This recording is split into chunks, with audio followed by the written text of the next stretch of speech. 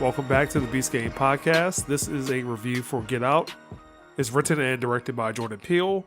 He's best known for his television work as a comedian with Keegan-Michael Key. The last movie he wrote was Keanu. It stars Daniel Kaluuya as Chris, Allison Williams as Rose, and Bradley Whitford as Dean Armitage. And the synopsis is a young African-American man visits his Caucasian girlfriend, mysterious family estate. So, James, what is your viewpoint on the movie? I enjoyed it. One thing I noticed from the very beginning, I actually liked the music in the beginning because it set off the tone to be kind of eerie and unsettling to me. I thought it was well shot, especially for someone that this is their first directing gig. They kind of threw in the normal stereotypes, interracial relationships, and how parents deal with that. So that was cool and it was accurate. It digs deep into the fears of minorities and just the fear of not being in control. All right, let's go to Matt. Personally, I like the movie. The music, good thing that James hit on it, because if he wasn't, I would. The fact that the music actually sets up the scene and the tone for the movie. I felt connected to the characters. I liked it. Enormously surprised by this movie. I mean, initially the plot is one thing, is like going to meet the parents and some weirdness happens. You're led to believe one thing, yet at the same time, you can't wrap your head around that it can't possibly be this obvious about what's going on. The way it paced itself and kept the tension going throughout the entire movie from beginning to end, I couldn't take my eyes away for too long because for fear of missing some little hint or little clue that might pop up to tell you exactly what's going on in the film. Yeah, the pacing, I agree with you. The pacing was pretty good. I was attached to the screen. Like you said, you didn't want to take your eyes off because you may miss something. But the pacing, pretty damn good movie, in my opinion. People need to take into account, this is the man's first time directing a feature film. He may have done some things that we're not aware of, but him directing a feature film and this being his first. Yeah, most of his stuff is TV related. This is an amazing step. He's done a lot better job than people who've been doing this for a long time. I mean, not just directing it, he wrote it. He also hit upon the racial tone in the movie, and he hit it in the perfect note, I think. He didn't make it too heavy-handed. He disguised it. And once you get to the end, you're thinking it's this one thing, and you're like, it's something completely different. It's almost a complete 180 from how the tone is. You start to see like, okay, this is like, this is pretty good. And the reason I'm struggling is because I don't want to give away anything in this movie. Because let me ask a question. So I assume this is a straight horror movie. Like, it is not comedy meets horror, is not scary movie. Is that correct? That's correct. There's a lot of comedic elements in it, though. There's some funny stuff going on in it, though. Yeah, it has its defined genre, which I definitely will say. Yeah, definitely a thriller. All right, another question. So how does it stack up against horror and thriller movies? Blows it away, I think. And in terms of chills and like generally catching you off guard, tension inside the movie in and of itself. You'll have a couple of jump scares that aren't really trying to be jump scares. It's just like, what just happened? And a lot of scenes, and I would say a lot of the jump scares and the thriller moments were actually shown in the trailers. But at the same time, when it happens, you're kind of like, what the heck is going on? But you call that a jump scare? That's not necessarily a jump scare. Okay, let me back. I messed up. I use horror terminology there. Yeah, we're going to do that. You better do it right, Keith. Yes, I apologize, James, for like for offending your chosen genre there. So as the movie was going along, as he was playing, the trailer kind of went out of my head. I kind of like after it happened, it was like, oh, that happened in the trailer. And it was just such a buildup of tension in the way the story was playing out. As the character himself was revealing himself, it was a pure psychological thriller. Something like Split and this, there's kind of the same genre, psychological thrillers, but I would give Split an edge over this. What? All right, James, let me ask a question. So you were talking about Split. So the last movie that we saw, which was also a psychological thriller. Cure for Wellness? Yes. What about it? How does that stack up to that movie? Oh, this is better than The Cure for Wellness. And I know that what I just said could be probably a little bit controversial. The only reason why I get Split just a hair over this is because I'm trying not to be biased. So this is scary to me. Because in all honesty, this movie, to me, is actually scarier than, it's a different kind of scary. It's scary because we've experienced and had these thoughts before. And as it compares to the recent scary movies like Split, I'd have to disagree with James as far as giving Split a tad bit over here. Split had its boring moments where you're like, really? This is what's going on? This movie, you're more connected to than the other movie. Agreed. James? So, I mean, was it scary and I jumped out my seat in this movie? No, but did it have its fair share of creepy moments? Oh, definitely. Definitely. Just the way the other characters who aren't as important, they contributed to the overall creepiness of it without going into details. Okay, so I want to get confirmation that I am understanding this. That you believe this movie totally is better than Split. Yes. Okay, all right. I just Exactly. want confirmation. I agree with you, Matt. 100% confirmation. All right. This movie had more creepiness factor than scary I factor. agree with you there. See, I took this movie as a creepy movie. this movie has its moments because, like I said, I can relate. So therefore, it is scarier.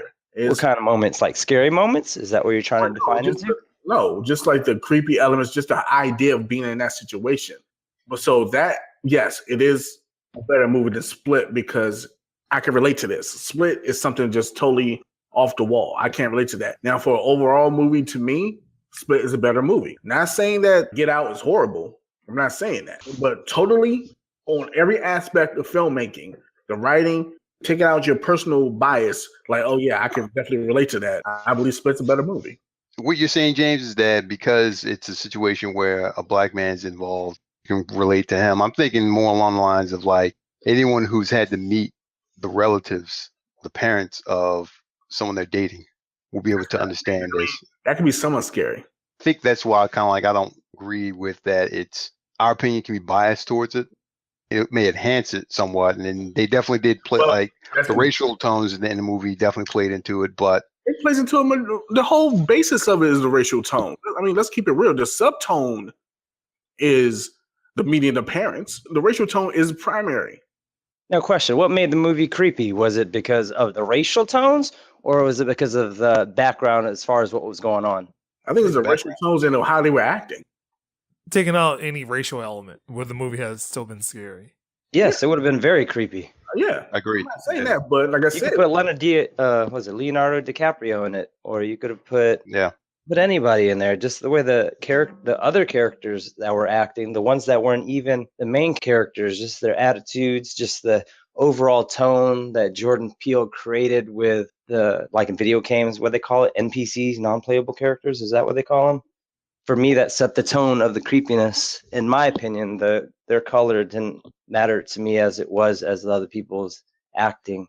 it's still Like, holy crap! But you missed the point here. I'm not saying that it's not creepy. I'm saying that 100% because it is dealing with race, and you happen to be the race that they're showing. It's a little bit more creepier to us. I'm speaking for myself. All right, and James, what is your score that you would give Get Out? I would give this probably. What did I give Split? We all gave it a 7, except for Matt. I'll give this movie a 7. The reason why is because for this to be his directorial debut, I believe that he may have done some work on film theory or something. The pacing was great for this movie. The tone was great. The score set the tone in the very beginning. You knew something was up. It just wasn't right. It had its comedic elements. I mean, because he's a comedian, so you expect some parts of it to be funny. But the parts that were considered funny, it was funny, but to me, it was realistic in what the character was saying. We all had a situation when we said exactly, or we watched horror movies, and we said, well, why are you doing this? Why are you doing this? The acting was okay. I mean, it wasn't nothing like Oscar worthy, and it wasn't nothing that was like piss poor. So overall, this movie was a 7. Like I said, he did a good job establishing the tone. It definitely had the eerie factor, had creepy factor just with the actors. When just certain actors, they just look creepy as all hell. I mean, there was some parts that were predictable, but every movie has parts that are predictable. And he did a great job for his first time. And I look forward to seeing what he has in store for us, especially if he stays in the same genre. But most likely, he'll probably, do other things. All right, Keith. I give this movie a 9, and I gave it a 9 because I went in there expecting one thing. And as the movie progressed, I was being rewarded for that expectation with just this general creepiness is just kind of like that. None of the actors, especially the lead actor, did anything stupid or outwardly stupid. He acted intelligently, and he showed foresight, and there were no MacGuffins that popped out that said, boom, the reason you can't get away is because the card like suddenly breaks down or because someone does something stupid. It's like it was consistent and believable in that aspect. And the real reason I give it a 9 is because of the last 20 minutes of that movie. Oh yeah. It was maybe the most satisfying 20 minutes. No, I'm with my lady. She's like, she had her eyes closed half the time, but we're like just going, heck yeah. You know, you just like, it was boom, boom, boom, and then it ended, and then you're like, it hit every note correctly to that. It built to that climax, and that climax was extremely satisfying. Man, we had people in our audiences clapping, standing ovations, and just everybody was just rooting for him. It was a good movie in that aspect. Awesome movie. All right, Matt, you go crazy about Key and Peele. Is that correct? That is correct. All right. Jordan Peele directed this movie. What score would you give it? I would give it the same score whether he directed it or not. I would give it about 8.5 myself. I mean, everything from the tone to the connection to characters to the plot, without going deep into it. The plot was very well versed. It wasn't as predictable, in my opinion. The last 20 minutes, Keith hit it on the nose, was very, very good. I actually went to the movies by myself when I saw it. So typically if I go to movies by myself, especially after I ate, I'm going to sleep. But this one actually had me very entertained and kept me guessing. So, and then in the end, it was kind of like that Shangri-La moment, like, oh, you know, it's like, okay. It was very good. And I would have never, ever, especially following Key and Peele as long as I have, would ever expect this kind of pace, tone in a movie at all. Especially given that their last movie was it Keanu? Yep, that is correct. And I know that you had some issues with that movie. Go ahead and explain. Yes, I did. You know, I'm one of their fans. I'm like, hey, this was some straight garbage. But this movie right here, you know, whether it was by Jordan Peele, whether it was done by any of the legendary directors, Martin Scorsese, I still would have given it the same score, regardless whether it was the first movie, second movie, third movie. It was probably one of the better movies that have come out probably in the last year, in my opinion. All right. Well, let me just end it on that. But that's been the Beast Gang Podcast. You can find more of our podcasts at beastgang.com, iTunes, Google Play, Stitcher, TuneIn, iHeartRadio, Twitter, and YouTube.